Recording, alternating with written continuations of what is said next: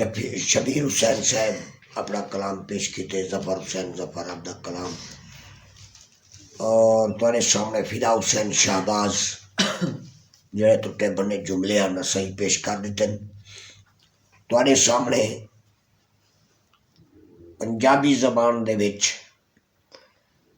اور اردو تے پنجابی کلام لکھ دے محمد سلمان اسد، لیکن سرائکی بھی لکھ دے تے سرائکی ہے۔ وہ تو بعد ہے کہ تو کو ایک تصوف صوفیانہ کلام جڑا جو ایویں بطرز بلا شاہ رحمت اللہ علیہ یا بطرز صوفیہ ساڈے جو مشائخ عظام صوفیہ انہاں دے یعنی مزاج نال ٹکر دے شعر ٹکر دے او سنوے سے میں انہاں کو عرض کرے سا محمد سلمان اسد صحیح کو جو اپنا کلام سنے سے۔ اللہ ٹھیک ہے۔ اعوذ باللہ من الشیطان الرجیم، بسم اللہ الرحمن الرحیم۔ ہاں بس یہ ٹوٹے بنے لفظ غور کرے سو سبحان اللہ ارشاد۔ اور عباس سنگھ جی تھا اگر کوئی رہنمائی دی ضرورت ہوگی ضرور فرمائے سو ساری۔ واہ واہ واہ، کلام ہے ساری پیش خدمت۔ واہ پیار دی بازی لا کے سکھیو، واہ واہ واہ واہ واہ واہ، میں ہاری جگ سارا نہیں۔ واہ، کیا بات ہے، میں ہاری جگ سارا نہیں۔ پیار دی بازی لا کے سکھیو، واہ بھائی واہ بھائی، میں ہاری جگ سارا نہیں۔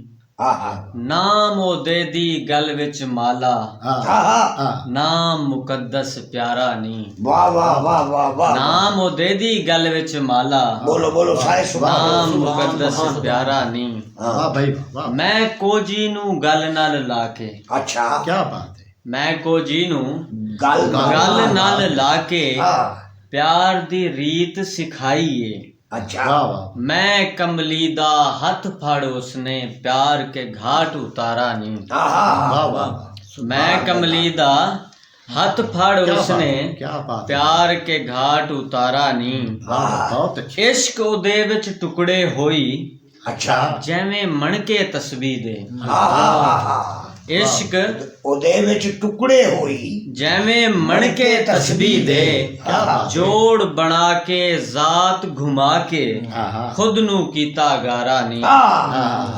جوڑ بنا کے ذات گھما کے خود نو کیتا گارا نہیں۔ واہ واہ واہ واہ، اس دنیا دے پانی اندر کیا بات ہے، میں اس کلی کشتی وانگوں۔ کیا بات، اس دنیا دے پانی اندر میں اس کلی کشتی وانگوں، رسیا ناخوداوی جس تو لاوے کون کنارا۔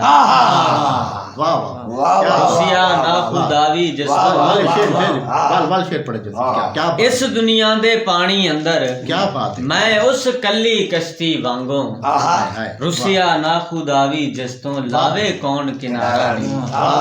کیا مکتا شیر عرض ہے، ارشاد، واہ، راز دی گل تو دس نہ اسد، اچھا، عشق دا راز سنبھال کے رکھ۔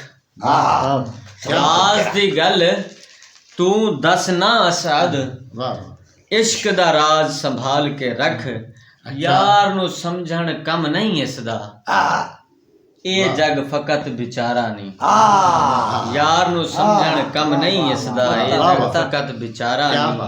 پیار دی بازی لا کے سکھیو، میں ہاری جگ سارا نہیں۔ نام او دے دی گل وچ مالا، نام مقدس پیارا نہیں۔ واہ واہ۔